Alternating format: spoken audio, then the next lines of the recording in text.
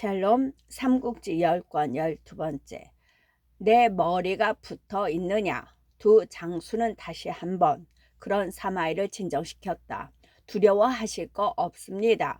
촉병은 멀리 물러갔습니다. 그래도 사마이는 한참을 더 쉬고 난 뒤에야 마음과 몸이 제자리를 되찾았다. 겨우 분간이 가는 눈길로 자신을 세운 두 장수를 보니 그들은 다름 아닌 하후패와 하후애였다. 거기서 더욱 안정을 되찾은 사마이는 샛길로 빠져 대체로 돌아간 뒤 장수들을 사방에 풀어 촉병의 동정을 살피게 했다. 이틀도 안 돼 그곳 도박이 백성 하나가 달려와 알렸다. 촉병이 야곡으로 들 때 슬피 우는 소리가 땅을 울리고 난데없이 흰 깃발이 올라갔습니다. 듣기로 강유를 뒤에 남겨 1000명의 군사와 함께 추격을 끊게 하였으며 어제 수레 위에 있던 공명은 살아있는 사람이 아니라 나무로 깎은 상이라고 합니다. 그 말을 들은 사마이가 단식했다.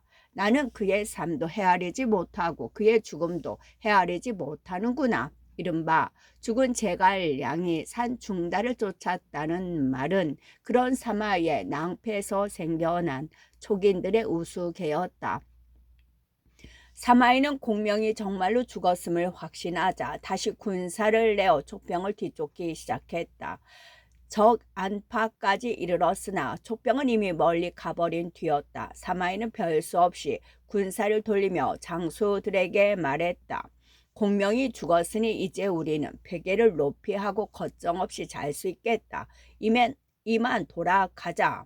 장졸들과 함께 돌아오는 길에 사마이는 한 군데 공명이 진체를 세웠던 자리를 지나게 되었다. 앞뒤 좌우가 가지런하고 법식에 따른 진토가 다시 한번 사마이를 감탄케 했다. 공명은 참으로 천하의 기재였다. 사마이는 그렇게 중얼거리며 조용히 군사를 물려 장안으로 돌아갔다. 그리고 장수들을 나누어 중요한 길목과 험한 골짜기를 지키게 한 뒤 자신은 낙양으로 돌아갔다.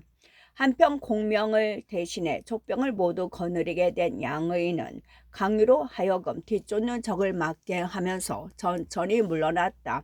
그리하여 서천으로 드는 잔도 어귀에 이른 다음에야 비로소 상복으로 갈아입고 공명의 죽음을 전군에 알렸다.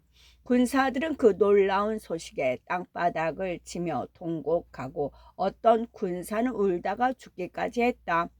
하지만 큰일은 공명의 죽음에 그치지 않았다. 촉병의 전대가 잔도로 들어섰을 때 호련 앞뒤에서 불길이 하늘 높이 솟으며 크게 함성이 일었다. 이어 한때의 군마가 길을 막고 나서는데 앞선 장수는 다름 아닌 위원이었다. 웬 군사가 앞길을 막는다는 전가를 받은 양의는 놀라 그게 누구의 군사인지를 알아보게 했다. 위원이 진도를 태워 끊고 길을 막았습니다.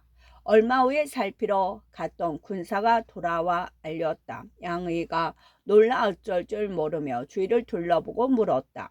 승상께서 살아 계실 때 이미 이 사람이 뒷날 반드시 반역하리라는 걸 헤아리고 계셨습니다만 이제 정말로 이렇게 나올 줄 누가 알았겠소.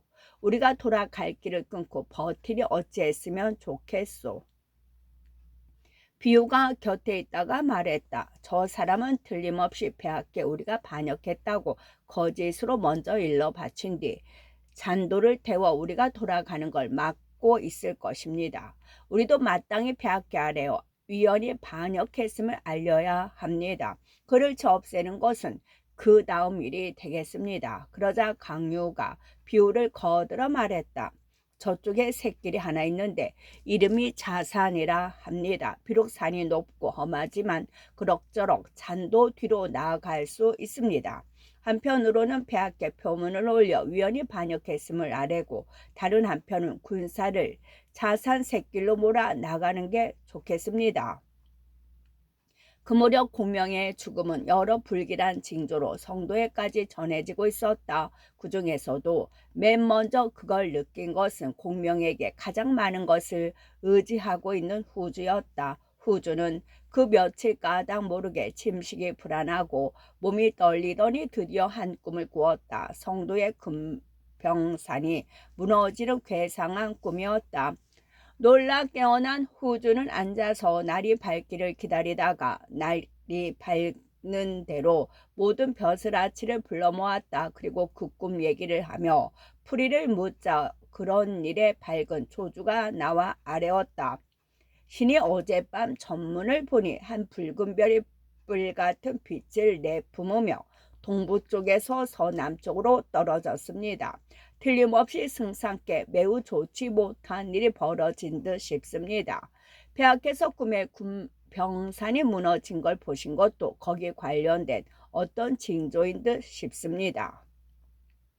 그 말을 듣자 후주는 더욱 걱정이 되었다. 마음 재며 어서 소식이 있기만을 기다리는데 홀연 오장원에서 보낸 이복이 돌아왔다는 전갈이 왔다.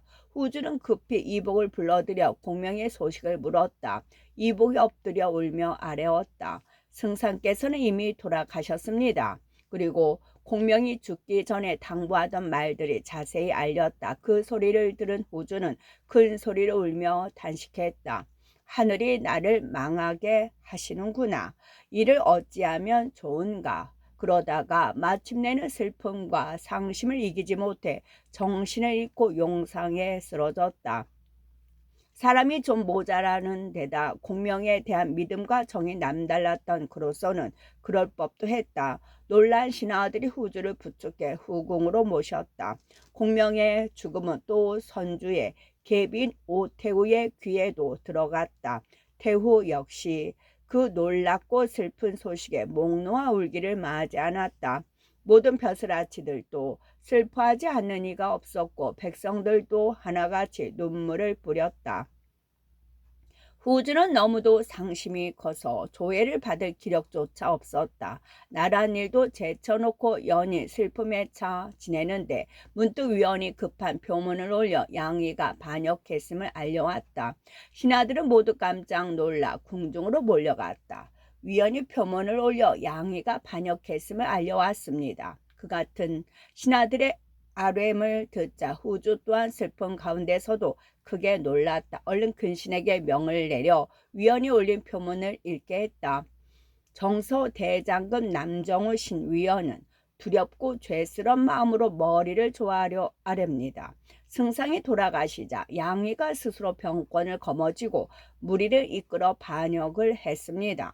승상의 영구를 빼앗아 앞세고 적병을 우리 땅으로 끌어들이려 하기에 신은 먼저 잔도를 태워 끊고 힘을 다해 막았습니다. 삼가 아뢰오니 밝게 헤아리옵소서.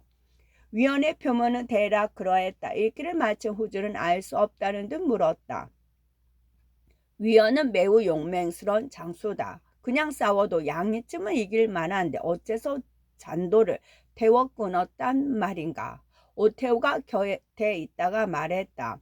일찍이 선제께서 말씀하시기를 위원은 뒷머리에 반골이 있다 했소. 공명이 그걸 알면서도 그를 죽이지 않고 쓰는 것은 그 용맹이 아까워서였을게요. 이제 그는 양의가 반역했다 하나 가볍게 믿어서는 아니 될 것이요. 양의는 문관인데도 그에게 장사의 일을 맡긴 것은 그가 쓸만했기 때문임이 틀림없소. 만약 한쪽의 말만 듣게 되면 양의는 갈 데 없이 위로 투항해 버릴 것이외다.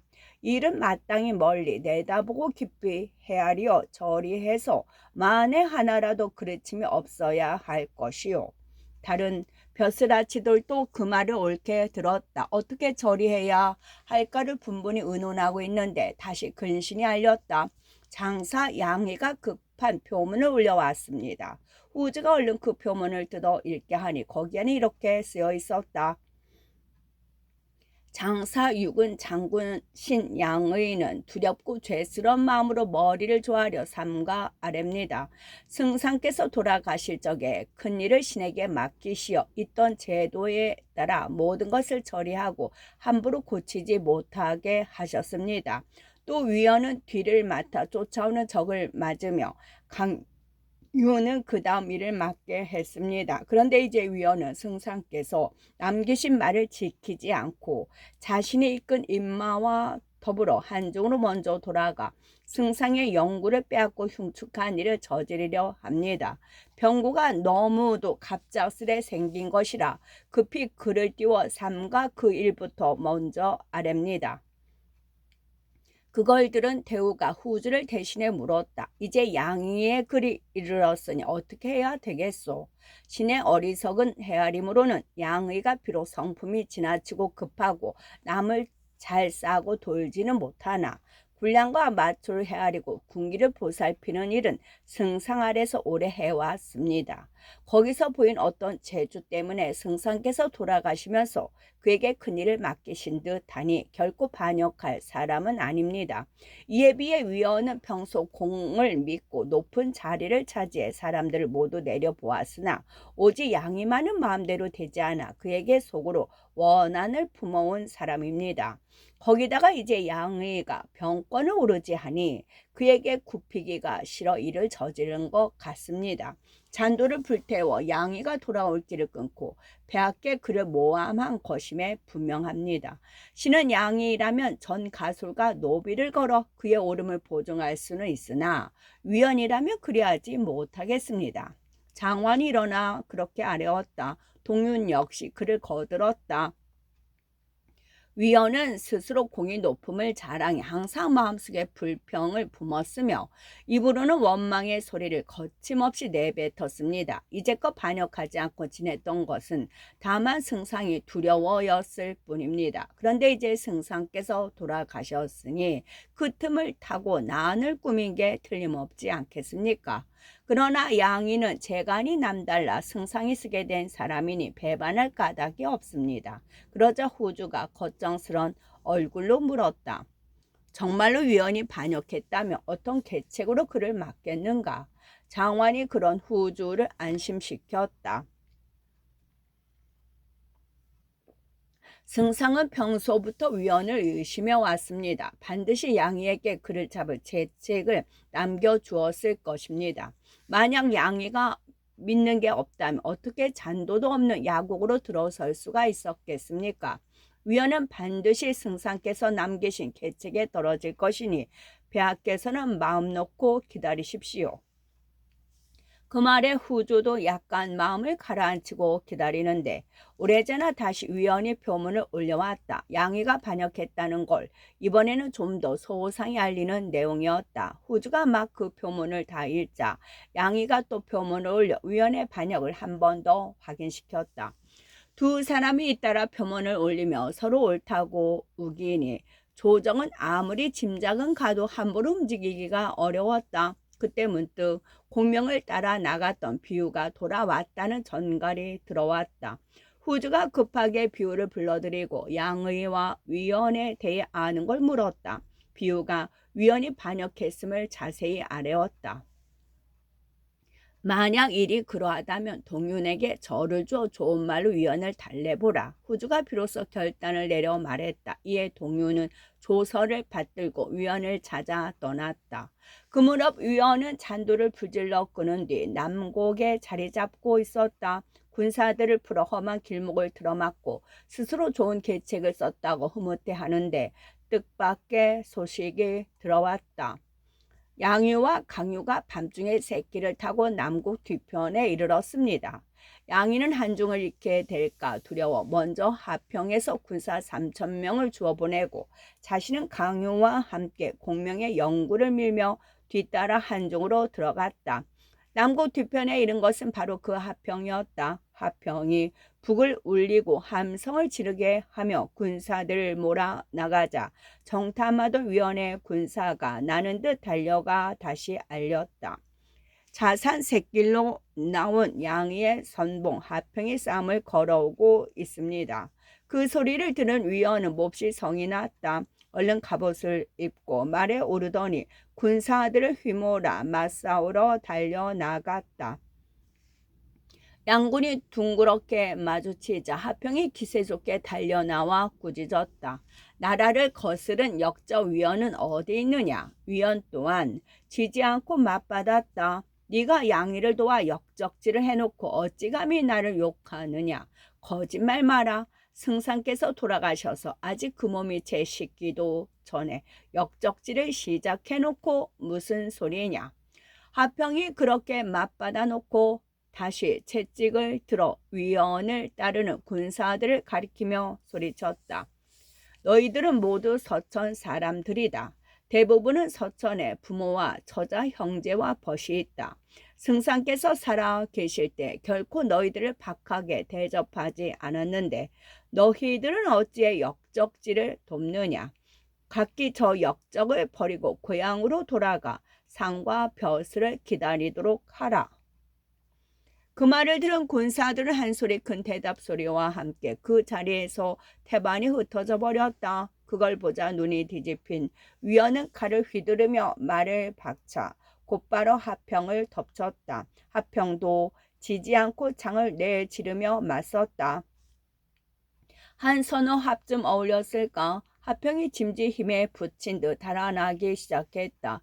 기세가 오른 위원이 그런 하평을 뒤쫓았다. 하지만 하평의 군사들이 활과 쇠뇌를 비오듯 쏘아 붙이니 뒤쫓을 수가 없었다. 하는 수 없이 말머리를 돌려 돌아오는데 자기 편 군사들이 분분히 흩어져 달아나는 게 보였다. 위원은 분이 꼭뒤까지 올랐다. 말을 박차 그들을 뒤쫓으며 여러 명을 베었으나 흩어지는 그들을 붙들어 둘 수는 없었다. 움직이지 않고 있는 것은 다만 마대가 이끈 300명뿐이었다. 위원이 감격해서 마대에게 말했다. 공만이 참으로 나를 도와주는구려. 일이 뜻대로 된 뒤라도 결코 공을 저버리지는 않겠소. 그러고는 마대와 함께 하평을 뒤쫓았다. 하평은 군사를 몰아 나는 듯 달아났다. 끝내 하평을 따라 잡지 못한 위원은 남은 군사를 수습한 뒤 마대에게 물었다. 우리 위로 투항하는 게 어떻겠소? 마대가 무겁게 고개를 가로저으며 말했다. 장군의 말씀은 슬기롭지 못합니다. 대장부로 태어나 스스로 폐업을 일으켜 보려 하지는 않고 어찌 가벼이 남에게 무릎을 꿇으려 하십니까? 장군은 지략과 용맹을 아울러 갖추신 분인데 동천 서천의 어느 누가 감히 장군과 맞설 수 있겠습니까? 나는 장군과 함께 먼저 한중을 차지하기로 마음을 굳혔습니다. 그런 다음 서천으로 들어가며 양천을 얻기는 그리 어렵지 않을 것입니다. 들어보니 그럴 만한 말이라 위원은 곧 마음을 바꾸었다. 기꺼이 그 말을 따르기로 하고 군사를 휘몰아 남정으로 달려갔다. 그때 강요와 양의는 남정성 안에 있었다. 위원과 마대가 오는 걸 먼저 본 것은 강유였다. 성벽 위에서 보니 위원과 마대가 무용과 위세를 뽐내면서 벌떼처럼 군사를 몰아오고 있었다. 강유가 급히 영을 내렸다. 어서 빨리 적교를 달아올려라. 그러자 곧 성 아래 이른 위원이 성 위를 올려보며 소리쳤다. 내가 왔다. 어서 항복하라. 놀란 강유가 양의를 불러오게 해 물었다. 위원이 용맹하기 그지없는 데다 마대가 곁에서 돕고 있으니 비록 군사가 적어도 얕볼 수 없소이다. 무슨 계책으로 물리치겠소. 양의가 별로 걱정하는 기색 없이 대답했다. 승상께서 돌아가실 때 비단 주머니를 하나 내주시면서 말씀하셨소. 위원과 싸우게 되어 말 위에서 마주 바라보게 되거든. 그때 열어보라고. 이제 바로 그거 열어볼 때인 것 같소. 그리고 비단 주머니를 꺼내 열었다. 주머니 안에서는 글 한 통이 봉해져 있었는데 겉봉에는 위원과 맞싸우게 되었을 때 말 위에서 열어보라는 글귀가 쓰여 있었다. 강유가 기뻐해 맞이하며 말했다. 이미 승상께서 미리 짜둔 계책이 있다면 장사가 이기게 될 것은 뻔하오. 나는 먼저 군사를 이끌고 성을 나가 진세를 펼치리다. 공도 어서 뒤따라 나오시오. 그런 다음 갑옷 입고 말에 올라 창을 꼈다. 강유는 삼촌 군사와 더불어 성문을 열고 쏟아져 나갔다. 북과 함성 소리가 크게 울려 퍼지는 가운데 금세 한 진세가 벌어졌다. 창을 끼고 문기 아래로 말을 몰아 나간 강유가 큰 소리로 꾸짖었다. 역적 위원은 듣거라. 승상께서 일찍이 너를 낮춰보지 않으셨는데 이제 너는 어찌하여 나라를 배반하느냐. 위원이 칼을 비껴들고 나와 맞받았다. 백약은 이 일에 관여하지 말고 어서 양이나 나오라고 하라. 그때 문기 뒤에서 공명이 남긴 글을 여러 번 양이가 기쁨을 감추지 못하며 가벼운 차림으로 말을 달려 나왔다. 군사들 앞에 나선 양이가 손가락으로 위원을 가리키며 말했다. 승상께서 살아 계실 적에 네가 머지않아 반역할 것이라고 하시며 내게 그걸 준비케 하시더니 이제 정말로 그렇게 되었구나. 너는 말 위에서 누가 감히 나를 죽이겠는가 라고 큰 소리로 3번 외칠 수 있겠느냐. 네가 참으로 대장부라면 어서 그렇게 해보아라. 그러면 나는 한중에 있는 성들을 모조리 너에게 바쳐 올리겠다. 말투에 웃음기까지 섞인 게 꼭 사람을 놀리는 것 같았다. 위원이 껄껄 웃어 그런 양의의 귀를 눌러주며 말했다. 양의, 이 하찮은 것아, 내 말을 잘 들어라. 공명이 살아있을 때는 그래도 조금이나마 두려움이 있었다만 그가 죽은 지금 천하의 그 누가 내게 맞설 수 있단 말이냐. 3번이 아니라 3만 번을 소리친다 한들 어려울 게 무엇 있겠느냐. 그리고 말 위에서 칼을 튼 채 큰 소리로 외쳤다. 누가 감히 나를 죽일 수 있겠느냐. 그런데 미처 첫마디가 채 끝나기도 전이었다. 위원의 등 뒤에서 한 사람이 나서면서 그 말을 받았다. 내가 너를 죽이겠다. 말뿐이 아니었다. 그의 손이 올라지는가 싶더니 칼날이 번쩍 하는 곳에 위원의 목이 말 아래로 떨어졌다. 모두 깜짝 놀라 그 사람을 바라보니 그는 다름 아닌 마대였다.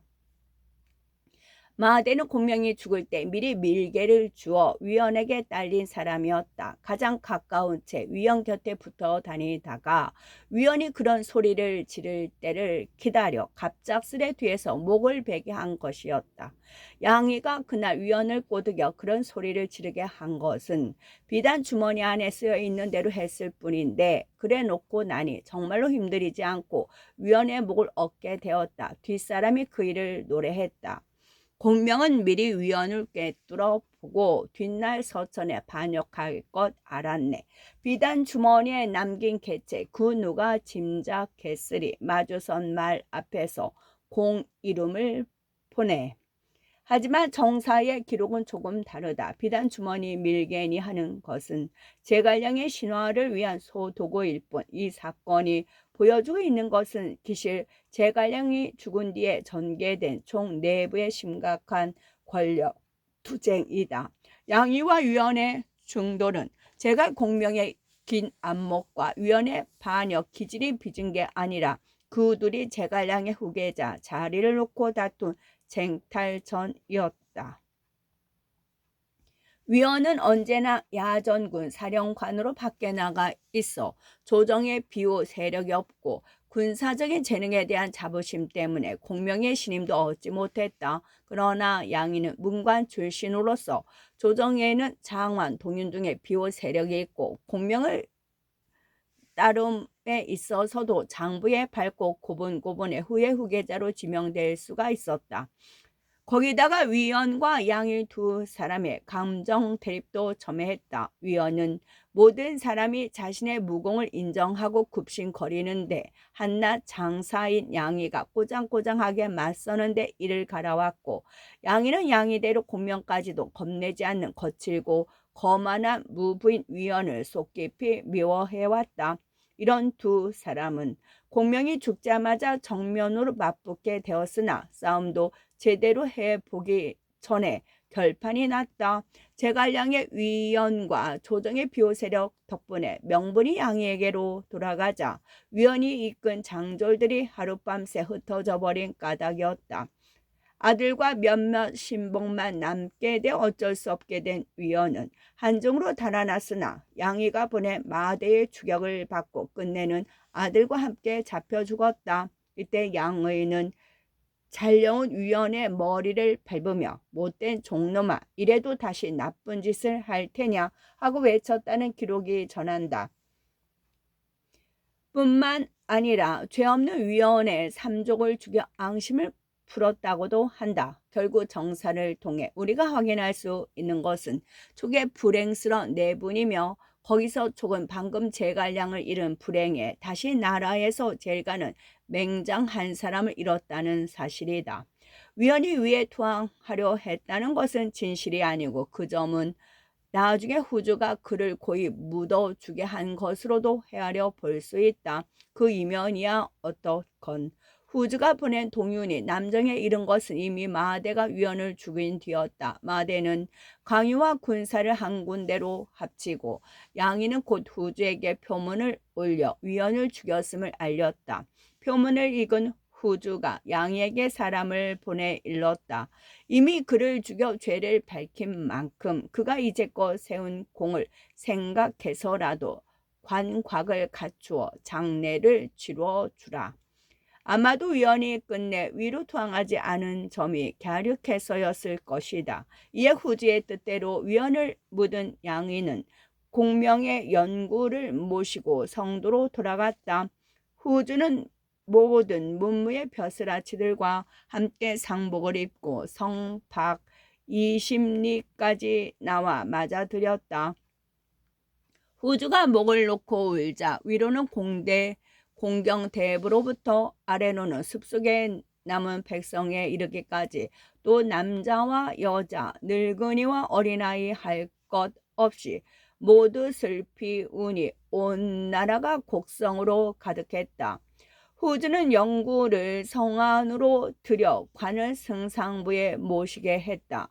그리고 아들 제갈첨으로 하여금 마지막 효성을 다해 장례를 치르게 했다. 후주가 다시 궁궐로 돌아간 뒤 양이는 스스로를 결박해 입궐하여 후주에게 죄를 빌었다. 후주는 근신에게 시켜 양의 밧줄을 풀어주게 하며 말했다. 경이 아니었던들 어떻게 승상께서 남기신 가르침을 지킬 수 있었으며 여러 날이 돼야 승상의 영구가 돌아올 수 있었겠는가? 또 위원은 어떻게 죽여 없앨 수 있었겠는가? 큰일을 탈없이 치러낸 것은 모두 경이 힘써준 덕이다. 그리고 양이에게 중군사를 더했다. 뿐만 아니라 마대에게도 역적을 토벌한 공이 크다 하여 그가 죽인 위원의 벼슬을 고스란히 물려받게 했다. 양의는 다시 공명이 죽으면서 남긴 표문을 후주에게 올렸다. 읽기를 마친 후주는 다시 큰 소리로 울며 공명을 고이 땅에 묻게 했다. 시온은 충무 후였다. 비후가 다시 죽기 전에 남긴 공명의 뜻을 전했다. 승상께서는 정군산에 묻어달라 하셨습니다. 울타리며 상석 같은 것은 세우지 말고 재물도 쓰지 말라 하셨습니다. 후주가 그대로 따랐다. 10월에 기리를 뽑아 몸소 영구를 이끌어 정군산에 이르고 그곳에 공명을 고이 묻었다. 조서를 내려 장례를 치른 뒤 면양의 사당을 짓게 하고 절마다 제사를 드리게 했다. 뒷날 두 공부가 그 사당을 지나다 노래했다. 승상의 사당을 어디가 찾으리. 금광성 밖 잡나무가 빽빽한 곳이네. 섬돌에 비친 불빛은 봄 기운을 띠고 있고 나뭇잎 사이 깨꼬리 울음소리마 속절없이 곱구나. 3번 번거롭게 찾은 것은 전하를 위한 헤아림이었고 2대를 이어 힘을 담은 늙은 신하의 마음이었네.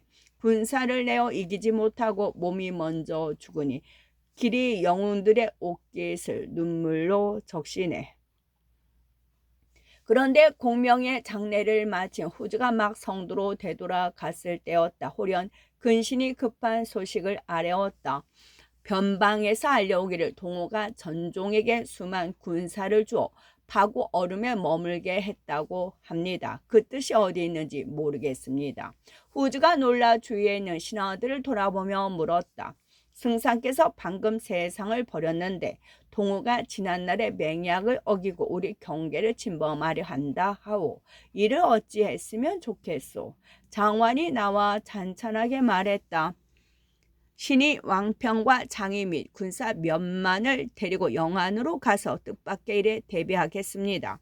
폐하께서는 다시 한 사람 사자를 뽑아 동호에게 승상이 돌아가신 일을 알리고 아울러 그들의 움직임을 살펴보게 하십시오. 후주도 그 길밖에는 달리 좋은 방도가 떠오르지 않았다. 반드시 말 잘하는 사람을 하나 얻어 사자로 삼아야 되겠구나. 그렇게 말하며 주위를 둘러보자 한 사람이 나섰다. 제가 한번 가보았으면 합니다. 여럿이 보니 그는 남양 안중 사람 종애였다. 벼슬은 잠근 우중랑장이었는데 재주 있고 기계도 높았다. 후주는 종애가 스스로 나선 것을 기뻐하며 그를 동으로 보내는 사신으로 삼고 공명의 죽음을 알림과 아울러 그들의 움직임을 살펴보게 했다. 후주의 명을 받은 종애는 금융으로 달려가 오주 손권을 찾았다. 떠날 때는 허실을 살피는 일까지 겸한다 해서 잠옷 긴장에 있었으나 손권의 궁궐 안에 들어가 보니 그게 아니었다. 손권의 좌우에 있는 신하들이 모두 흰 상복을 입고 있는 게 공명을 위함인 듯했다. 거기다가 손권도 예를 끝나기 바쁘게 낯빛이 변해 물었다. 족과 오는 이미 한 집안이나 다름이 없다. 그런데 경이 주인을 무슨 까닭으로 백제성의 군사를 늘렸는가? 전종이 파구의 군사를 더하니 서쪽도 백제성을 지키는 군사를 더하는 건 당연하지 않겠습니까? 서로 물어볼 일이 아닌 듯 싶습니다. 그러자 손권이 껄껄 웃으며 말했다. 경은 전에 사신으로 왔던 등지보다 못하지 않소이다. 그리고 다시 타이르듯 말했다. 짐은 제가 승상에 돌아가셨단 말을 듣고부터 하루도 눈물을 아니 흘린 적이 없소. 이 나라의 모든 벼슬아치들에게 상복을 입게 한 것도 공명을 잃은 슬픔을 나타내기 위함이었소. 짐은 또 공명의 상을 당한 틈을 타서 위가 촉을 빼앗을까 두려웠소. 그 때문에 파구의 군사 몇만을 보낸 일이 있으면 구원하려 했을 뿐 딴 뜻이 있었던 것은 아니외다.